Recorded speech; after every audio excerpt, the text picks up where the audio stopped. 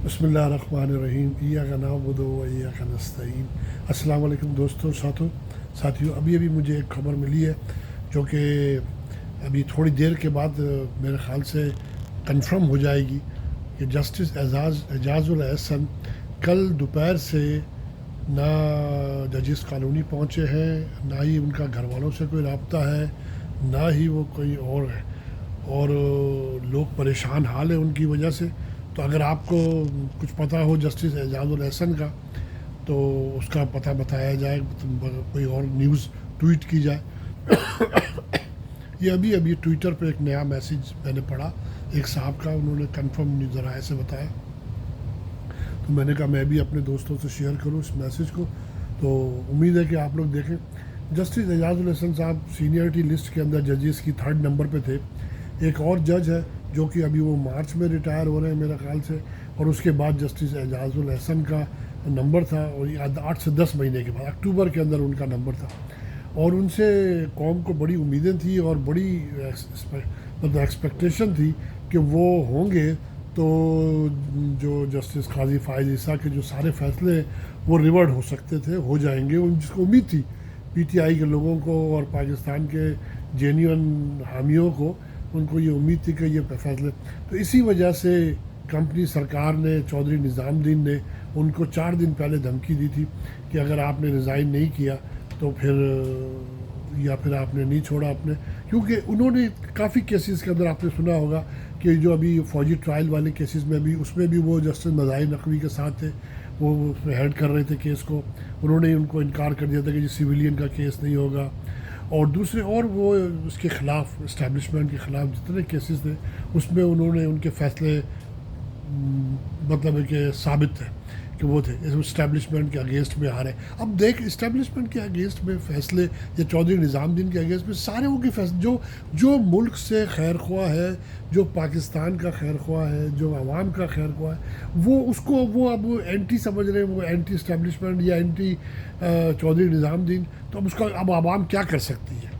अब वो तो आप देखें जितने अच्छे बड़े सहाफ़ी है, बाकी बिकाऊओं को आप क्या बोलेंगे? आप देखिए आज जो केसेस जस्टिस मोहसिन अख्तर कियानी ने अरशद शरीफ का 1 साल के बाद केस उठाया, उसके अंदर कौन कौन लोग, वो केस था कि जी हमारे पे एक जैसे मुकदमे बनाए गए, जो अरशद शरीफ मरहूम पे, शहीद पे, समी इब्राहिम पे, इमरान रियाज ख़ान पे, और ये सिद्दीक जान पे, ऐसे ये लोगों पे जो ना एक जैसे मुकदमे, और मुकदमे भी कहाँ हो रहा है? गवादर में हो रहा है मुकदमा, और लाड़काना में हो रहा है, जैकोबाबाद में हो रहा है, सिब्बी में हो रहा है, समझे, और चूचू की मलिया में हो रहा है मुकदमा। और क्या भाई, वो सारे के सारे कराची, हैदराबाद और लाहौर, सियालकोट से ज़्यादा इंटेलेक्चुअल लोग हैं वो सारे के सारे, जो गवादर में बैठे हुए, सिब्बी में बैठे हुए, और शदात कोट में बैठे हुए। तो उनकी एफआईआर भी एक जैसी होती थी। तो उस पर आज जो, तो अब ये एक्सपेकुलेशन की जा रही है कि जो ना अगले 2-4 दिन के अंदर ये अब जो खेल लपेटा जाने वाला है, क्योंकि आप ये देखें कि जो सूरत हाल बन रही है, और ये डॉक्टर मोहित पीरज़ादा का भी प्रोग्राम था, और ये दिख रहा था कि जैसे ही आईएमएफ की किस्त मिलेगी और उसके बाद जो है ना, आपको पता है वाइसराय ने मुलाकात की है, वाइसराय के बड़ों से मुलाकात करने साहब गए हुए बहरीन। तो उनके बाद उन्होंने, सब ने ये मतलब ऑब्वियस नज़र आ रहा था कि इलेक्शन तो होने नहीं है, और मार्शल लॉ का, अगर मार्शल लॉ लगता है, इमरजेंसी लगती है, जिसकी मैंने अभी 2-3 दिन पहले भी एक वीडियो में बताया था कि इमरजेंसी के बहुत ज़्यादा चांसेस है कि इमरजेंसी लग जाए और डॉलर की भी हो सकता है कि रोका जाए। तो उसमें जो है ना, ये बात कंफर्म नज़र आ रही है कि ये मार्शल लॉ लग सकता है। अगर इमरजेंसी नहीं हुई तो मार्शल लॉ लग सकता है। अब देखें उसके बाद इमरान खान की तो मेरे को नहीं लगता इमरान खान एजिटेशन की तरफ जाएगा। अगर आवाम चली गई तो वो एक अलग बात है, मगर इमरान खान की मेरी ख्याल है कोशिश होगी कि फिर एजिटेशन फिर भी ना हो, अभी भी ना हो।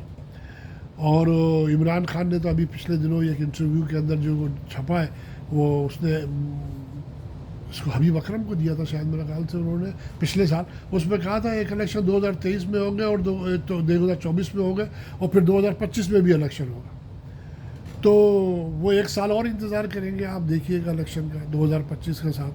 और अभी बड़ी साहब जो है ना, अब वो जो लोगों की ख्वाहिश थी कि भाई आप क्यों पैसा खर्च कर रहे हैं 70 अरब साहब, 70 बिलियन रुपीज़ यार, is a hell of amount for Pakistan kitty है। उसमें से आप 70 अरब रुपए खर्च करके ये लेके आएंगे तो भाई उसको वैसे ही बिठा दो। तो सोच रहे हैं कि अब मेरे ख्याल से उनका ये प्लान हुआ है कि शायद 1 आध साल के लिए नवाज़ शरीफ को वज़ीर आज़म बना दिया जाए, 1 डेढ़ साल के लिए, और उसके बाद जो ना फिर बिलावल जरदारी को वज़ीर आज़म बना दिया जाए मेरा। तो अब ये देखिए आगे आगे होता क्या, ये मेरी एनालिसिस है हालात के तहत। लेकिन ये कि ये बहुत तेज़ी से रिपोर्ट आई है जस्टिस एजाज़ की, और उसके बाद ये है कि जस्टिस मोहसिन अख्तर कियानी और डॉक्टर आज़म जो जनरल जस्टिस आज़म है पेशावर हाई कोर्ट के, मुनीब अख्तर के लिए, मुनीब अख्तर ने कल नहीं किया तो वो 2-4 महीनों के बाद कर देंगे। तो क्योंकि वो उनको जस्टिस नहीं बनाने देंगे, चीफ जस्टिस नहीं बनने देंगे, क्योंकि वो भी उनको जहाँ उनको पता चलता है कि जी जो हमारे ख़िलाफ़ अगर ये रहे, ये कंपनी सरकार उस वक्त तक रहती है तो बहरहाल आगे आने वाले देखो दिनों में क्या होता है, देखिए अल्लाह बेहतर करने वाला है। उस वक्त तक के लिए खुदा हाफिज़। मेरी वीडियो पसंद आए तो सब्सक्राइब करें, उसको दोस्तों रिश्तेदारों से शेयर करें।